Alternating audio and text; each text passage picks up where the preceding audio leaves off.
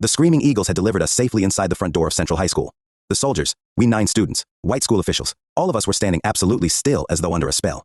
It seemed no one knew what to do next. Without any warning, a uniformed soldier stepped out of nowhere with an enormous old-fashioned camera. He pointed it toward us and snapped a picture.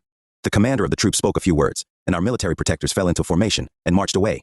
I felt naked without that blanket of safety. An alarm warning surged through my body. Principal Jess Matthews greeted us with a forced smile on his face and directed us to our classrooms. It was then that I saw the other group of soldiers. They were wearing a different uniform from the combat soldiers outside, but they carried the same hardware and had the same placid expressions. As the 9 of us turned to go our separate ways, one by one, a soldier followed each of us.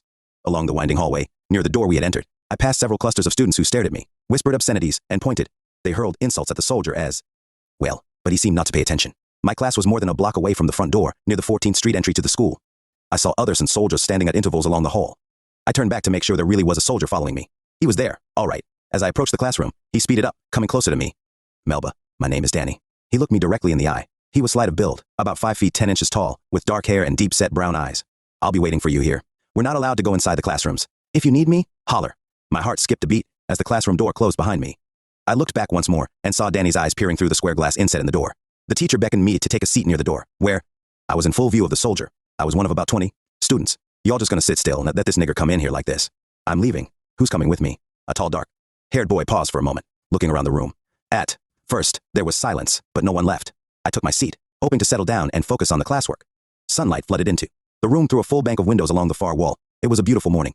I tried hard to concentrate, tuning myself into what the teacher was saying as she continued her discussion of diagramming sentences. What a stroke of luck. Mother had played a game with Conrad and me, teaching us diagramming at an early age. It's convenient to have a mom who is an English teacher. I tried hard to ignore the boy, who had now begun a scathing dialogue with one of his companions. He carried on in a low tone, just above a whisper, which everyone could hear, but the teacher could legitimately ignore. You ugly niggers think, just because you got those army boys following you around, you're gonna stay here. I swallowed a sadness lump in the back of my throat. I wondered whether or not I should press the teacher to stop him from treating me that way. I decided against it because I thought she must be well aware of what he was doing.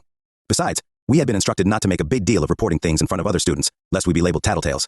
The boy continued his taunting throughout the period. At the end of class, I spoke to the teacher to get a list of back assignments, and during the conversation, I asked if she could do something to calm people down. I hope you don't think we're gonna browbeat our students to please y'all, she said. I pushed down my anger and walked out. Danny followed, walking far enough behind so that some students got between him and me. As I walked through the crowded spaces, I felt almost singed by their hostile words and glares. Occasionally, students moved in close to elbow me in my side or shove me. That's when Danny would step closer to make certain they saw him. When one boy walked up to try to push me down the stairs, Danny stared him down. The boy backed away, but he shouted at Danny, "Are you proud of protecting a nigger?" When I entered Mrs. Pickwick's shorthand class, things improved decidedly. It was like being on a peaceful island. She remained ever in control. There were a few whispered nasty remarks, but no outbursts. Her no-nonsense attitude didn't leave room for unruly behavior. I had been there about 30 minutes when I realized I was feeling kind of normal, enjoying the classwork and learning the shorthand characters. My stomach muscles let go a little, and I drew a long, deep breath. I didn't know Mrs. Pickwick, but I liked her and felt safe in her presence. I knew I would always be grateful to her for the moments of peace her class provided. En route to the next class, I had to use the restroom. I had put it off as long as I could. I had hoped I could put it off until I went home. It was what I dreaded most because the girls' restrooms were so isolated. Danny leaned against the wall, across from the bathroom door, quite a distance away. I hurried inside. The students appeared astonished at the sight of me. "There ain't no sign marked colored on this door, girl," one of them said as I whizzed past. I couldn't respond or even stop to listen to her. I was desperate to find an empty stall. Once inside, with the door closed, I felt alarmed at their whispering and scrambling about, but I couldn't make out exactly what they were saying. I wanted to get out of there as quickly as possible. I promised myself I would drink much less water so I wouldn't have to take that risk so often. The scratching and giggling frightened me. Just as I started to step outside the stall, one of the chorus said, "Nigger, ain't no soldier in here. We got you all to ourselves. You just wait." I ran out like a shot, pausing only a second to get a few drops of water to clean my hands. That's when I noticed it. Written all over the mirror with lipstick was "Nigger, go home." Midway through my next class, the bells began ringing in a way I'd never heard before. Fire drill. Students shouted as they rushed out of the classrooms, gleefully chattering. I was terrified. Waves and waves of white faces rushed toward me. Some sneering, some smiling, some angry. Still others took the opportunity to shower me with ugly words. Outside, I was happy to see all those wonderful soldiers parading with precision, going through a kind of changing of the guard with helicopters roaring overhead. It was a real military show, and one that made me feel safe. Even though Danny was only a short distance away, I began to feel uneasy, exposed to so many angry white students. Minajan and Thelma were nearby, and I spoke with them. To our surprise, 2 or 3 white students actually exchanged pleasantries with us, but just beyond, a group of whites began whispering hurtful words. After a while, we were left alone while everyone became fascinated with watching the SST. Despite the entrancing military activities, time began to drag. At our former school, fire drills had always been brief, 3 to 5 minutes, but now, 25 minutes later, we remained outside Central. I was getting antsy, feeling even more vulnerable standing out in the open that way. There There was still a rather large, unhappy crowd gathered across from the school. Photog, rifers and news reporters scrambled about, taking pictures and vying for scraps of information about how we were being received in class. Finally, a bell rang, signaling our return to class. I hesitated as the throng of students made its way back up the front staircase. When the bottom of the stairway had cleared, Danny motioned me to move ahead. By then, I was anxious to go to the cafeteria. I was looking forward to being with my friends, with people I could talk to and laugh with. But Danny said we had been summoned to the vice principal's office. He walked only a few steps behind me as I moved cautiously through the clogged hallway, avoiding close contact with hecklers wherever I could. We moved up to the second floor and into the office, where I was met by Carlotta, Thelma, and Mrs. Huckabee, the girls' vice principal. She was hard to read. I felt neither wrath nor warmth from her. She seemed a woman determined to carry out her duties and keep things going as smoothly as possible. She insisted on escorting us to the restroom and the cafeteria, and we thanked her. The four of us walked to the lower level and into a wider hallway, a brightly lit area of what appeared to be a basement corridor leading to the biggest cafeteria I had ever seen. Danny trailed behind me, taking up a station across from the entry to the cafeteria. I turned to glance at the sea of white faces that stretched before me. The cafeteria seemed to be half the size of a football field, filled with long tables. There was a roar of noise from the hundreds of chatting, laughing students and the clang of utensils. The line of people waiting to pick up their food appeared to go on forever. Many of the students in that room turned to stare at us. All at once, I caught a glimpse of non-white faces, my people serving food behind the counter.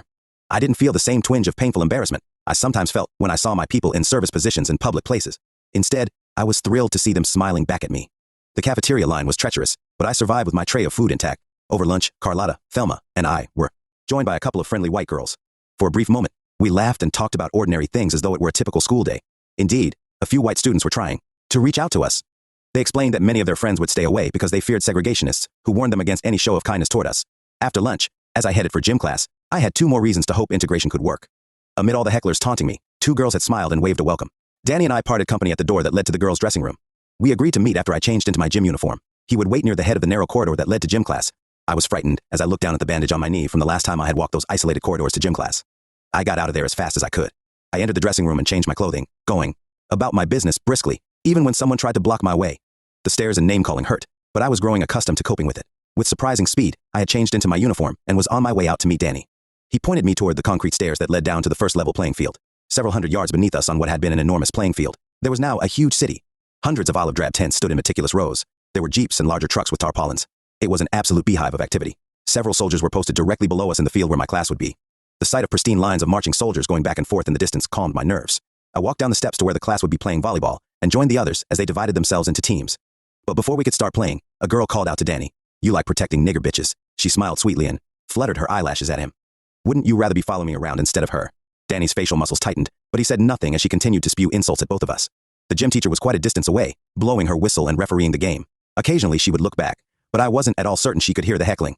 I joined the game and tried to be as cooperative as possible. When class ended, I played a game with myself. I would earn a world record for getting dressed at the fastest speed known to mankind. When Danny greeted me, he confirmed I had far exceeded his expectations. As he trailed me through an isolated passage to the open hallway, we were confronted by a chorus of chants from sideburners.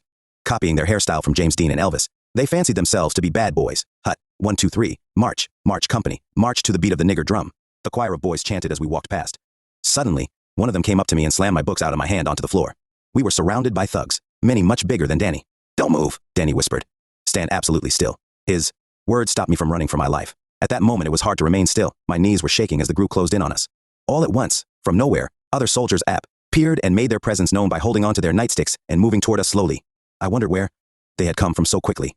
Then I looked behind me and there were still more, standing against the walls, erect and silent, as though steeled to go into action at any moment. Reluctantly, the hooligans dispersed, leaving a trail of insults in their wake. The soldiers withdrew as quickly and quietly as they had appeared, out of sight in an instant. There was no harsh greeting or heckling as I entered French class. In fact, some of the students wore pleasant expressions. It took a while to realize they had a different kind of unwelcome mat for me. I was excited about French class. Mother Lois spoke fluent French. She often gave Conrad and me lessons over the dinner table. I was anxious to get started because I could see that Central had tape recorders and special headphones, things I hadn't had in my French classes before. The students spent the entire hour speaking in French about suntanning. I understood the language, and I didn't know what to do as one student spoke in French about not wanting to get too dark for fear of being taken for well, you know, a nigger.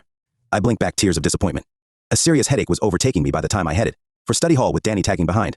Entering the door was like walking into a zoo with the animals outside their cages. The room was double the size of the largest classroom in my old school. I'd never seen anything like it or imagined in my wildest dreams that an important school like Central could allow such outrageous behavior. Stomping, walking, shouting, sailing paper airplanes through the air, students were milling about as though they were having a wild party. The teacher sat meekly behind his desk, a spectator stripped of the desire or power to make them behave. I took 5 steps into the room, and everybody fell silent, abandoning their activities to glare at me. "Take that seat, over there," the study hall teacher said. But I wanted to ask him for a seat near the door, where I could see Danny, but he cut me off. Did you hear me? I said, take the seat over there, or see the principal. The teacher returned to reading his newspaper, while the students threw spitballs. They directed only a few at me. Mostly they were involved in their own little games. At one point, they started passing notes back and forth. When one was passed to me, I opened it. Nigger go home, it read. I looked at it without emotion, folded it neatly, and put it aside. The helicopters are coming to pick up the nigger, someone shouted. Thank God, I thought. I had lived through the wildest hour where nobody did anything major to me, but their threats, near misses, and flying paper airplanes and pencils had shattered my nerves. Helicopters. Home, I whispered. It seemed like a lifetime since I had been home and comfortable and safe. Just then, Danny opened the door and beckoned to me. Let's move out for home, he said. The whirring sound of the helicopter overhead drowned out some of the shouted insults as I made my way out of the study hall. Danny and I headed to the principal's office, where I was to connect with the other students and soldiers for the trip home. I had made it through my first day at Central High. Readin', writin', and riotin'. The comedic dialogue of our group had already begun before we left the building. What I needed most was the kind of laughter that would take my headache away. There we were, the 9 of us, smiling, chatting, and behaving as though we were normal teenagers ending a normal school day. At the same time, uniformed and armed soldiers with bayonets held high were gathering around us for the trip out of the building. Nestled within the same protective cocoon that had enveloped us on our way into school, we made our exit through the front door. I looked back to see a group of white students trailing behind us, their hostile feelings painted on their faces. The engine of the helicopter roared louder as we descended the stairs. Protected by the mighty power of the screaming eagles, we walked to the Army staff car waiting at the curb. Once again, a group of soldiers was galloping back and forth. Even the chance of 2, 4, 6, 8, we ain't gonna integrate, could not dispel my joy. I was going home. As I stepped into the car, a wave of peace washed over me. Relax, we're on the move, Sarge, our driver, said as we snuggled down into our seats. The convoy was the same as it had been that morning. In front, the open jeep filled with soldiers, a machine gun mounted on its hood, with a similar vehicle behind us.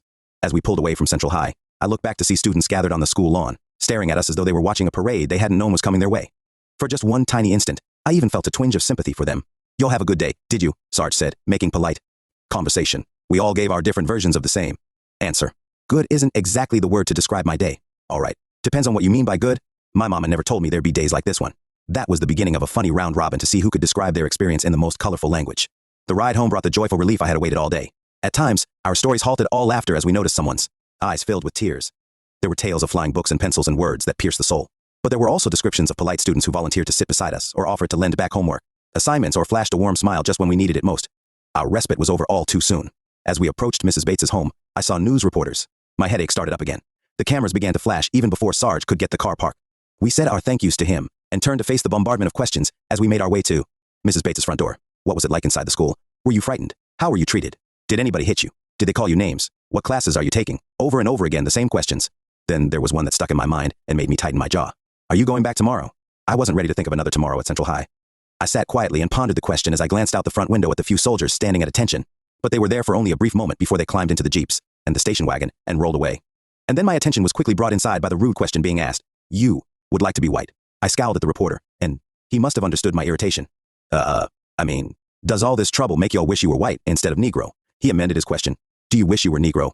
I heard the angry words roll out of my mouth. I'm proud of who I am. My color is inconvenient right now, but it won't always be like this. I'd said what I felt, despite the fear that it would be considered talking back to an adult. Can you write as well as you can speak? A slender dark-haired man asked. I don't know, I answered. Why don't you try it? I'm Stan Opota-Whiskey of the New York Post, and this is Ted Poston. Here's my card. I would like you to write what you're thinking, and I'll see to it that it's printed. I looked at them. Poston was the same race as me. Yeah, sure, I can try. I took the card from him. I had always written. It was the first thing I remembered about life, writing my thoughts down in letters to God on the pages of the orange-covered tablet with the black ink drawing of an Indian head on the cover. Besides, I was very flattered that he would ask me. I told myself I owed him a favor. If reporters hadn't been covering our story, we might have been hanged. News of our demise would be a 3-line notation buried on the back page of a white newspaper were it not for the northern reporter's nosy persistence in getting the facts and dogging the trail of segregationists. We're off to the Dunbar Community Center for another news conference. I couldn't believe my ears, but off we went, once more answering questions in a more formal setting. It was quite a while after dark before we called Thelma's father to pick us up. It felt as if the news conference had gone on forever. Reporters from all the major periodicals I'd read in the library were there asking questions. As we rode home, I looked forward to shedding my day like soiled clothing. But the first thing I saw as I rounded the corner to my house was reporters sitting in the green lawn chairs on my front porch holding cameras and notebooks, and a few neighbors gathered in front of my house talking to them. I can't face them, I thought to myself. But I did. I got through it. I smiled. I said the right things. I pretended to be interested in the questions. By 9 p.m., I was so tired that I only wanted my pillow and dreams. Sweet, happy dreams with no white people and no Central High. The next thing I heard was the song on my radio, as the alarm went off, waking me out of a cold, sweaty dream. Peggy Sue Ue, Buddy Holly was singing. It took me a minute to realize where I was and what I had to do. How I hated that song. Hated it. They played it over and over every morning at that time. I picked up my diary and started to write. It's September 26, 1957. Now I have a bodyguard. I know very well that the president didn't send those soldiers just to protect me, but to show support for an idea, the idea that a governor can't ignore federal laws. Still, I feel specially cared about because the guard is there. If he wasn't there, I'd hear more of the voices of those people who say I'm a nigger, that I'm not valuable, that